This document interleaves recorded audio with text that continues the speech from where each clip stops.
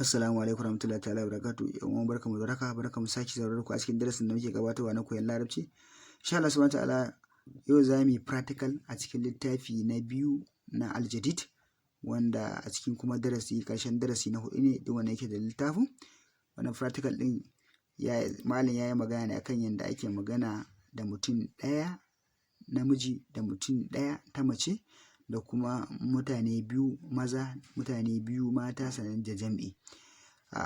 Bambanci idan turanci ne kaga singular da plural ne, amma larabci akwai singular, akwai ma'ana mufrad, akwai musanna, sannan akwai jam'i.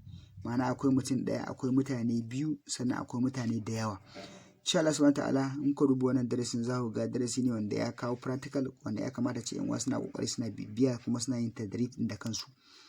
Kallo wannan malam ce sarriful af'al al-atiya hasba dama'ir, ka sarrafa wayannan fi'ilan masu zuwa, ma'ana fi'ili madi da mudari gwargwadon wakilan sunan da aka kawo a nan gurin na mutum ɗaya da mutane biyu da kuma jam'in su. Da malam in ka duba nan gurin za ka ga abin da malam yace huwa sallah wa afdara, shi yayi sallah kuma ya karya. To idan mace zamu ce fa hiya sallat wa afdarat, ita ta yi sallah kuma ta karya. To idan mutane biyu ne zamu ce huma salla wa afdara, su biyu mazan sun yi sallah kuma sun karya. Idan mata ne fa sai mu ce huma sallata wa afdarata, su biyun sun yi sallah kuma sun karya. Idan da ya fa mu ce hum sallu, sun yi sallah su mazan, wa afdaru kuma sun karya. Sannan nan gurin fa mu ce huwa tasala wala bisa, shi ya sa kaya kuma shi yayi wanka kuma ya sa kaya. Idan mace sai mu ce me hiya tasalat, ta yi wanka, wala bisat, ta sa kaya. Idan mutum biyu ne fa maza sai mu ce huma tasala, su biyun sun yi wanka, wala bisa kuma sun sa kaya. Idan da yawa ne fa idan mata biyu ne fa mu ce huma tasalata, su biyun sun yi wanka, wala bisata kuma sun sa kayansu. Idan da ya fa mu ce hum tasalu, su mazan sun yi wanka, wala bisu kuma sun sa kayansu. Idan mace ce fa, idan shi kadai zamu ce huwa yasma'un nasiha, shi yana jin nasiha. Idan mace ce ba mu ce hiya tasma'u nasiha, ita tana jin nasiha. Hiya tasma'u nasiha, ita tana jin nasiha. An fahimta ko? Idan namiji ne fa, idan maza biyu ne zamu ce hum yasma'anin nasiha, su biyun suna jin nasiha. Idan mata biyu ne fa mu ce huma tasma'anin nasiha, su biyun suna jin nasiha. Idan da ya fa zamu ce hum yasma'unan nasiha, su suna jin nasiha. An fahimta ko?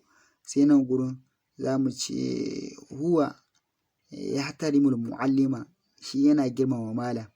Idan mace ce ba zamu ce hiya tahtarimul mu'allima, ko bambanci zaka mai da wannan ya wadin ta'un ne, sai ka hiya tahtarimul mu'allima, ita tana girmama malam. In ka zo baje mutum biyu zai ka ce huma yahtarimanil mu'allima, ma'ana zaka mai da wannan ya'un za ka ƙara alifin anan wurin ka sa nunan, sai ka ce huma yahtarimanil mu'allima, su biyu suna girmama malam. Idan mata ne fa ko shi ma din ya'un zaka mai da ta'un, sai ka ce menene huma tahtarimanil mu'allima, su biyun matan suna girmama malam. Idan da ya ne fa sai ka ce hum yuhtarimunal mu'allima, su suna girmama malam. Sai ka ce huwa yudi'ul walidahu, shi yana bin babansa. Idan mace ce fa ka ce huwa tudi'u walidaha, ita tana bin babanta. Idan kuma mutane biyu ne ba ka ce huma yudi'ani walidahuma, su biyun suna bin babansu. Idan kuma mata ne ba ka ce huma tudi'ani walidahuma, su biyun suna bin babansu mata. Idan da yawa fa za ka ce hum yudi'una walidahuma, su suna bin babansu. An fahimta ko? Wannan shine ma'ana yadda ake magana da mutum ɗaya da mutum biyu da jami'i. In mutum ya bi darasukan da muka gabatar zai fahimta. Ma'ana kai wannan practical ne malam ina kawo tadribi ne a bisa karatun da ya gabata na juz'i na farko, ma'ana yadda ake magana da mutum ɗaya ko kuma yadda ake bada labari a bisa mutum ɗaya namiji ko mace. A cikin kuma littafi na biyu za ka ga malam yawanci ina magana ne a bisa yanda ake magana da mutum biyu da kuma yanda ake magana da jam'i. Shin fi'ili madi ne na mutum biyun ko ko fi'ili mudari'i ne na mutum biyu? Fi'ili madi ne na jam'i na mutane da yawa ko ko fi'ili mudari'i ne na jam'i na mutane da yawa? To in dai ka bibiyi karatun hankula za ka fahimta insha Allah subhanahu wataala.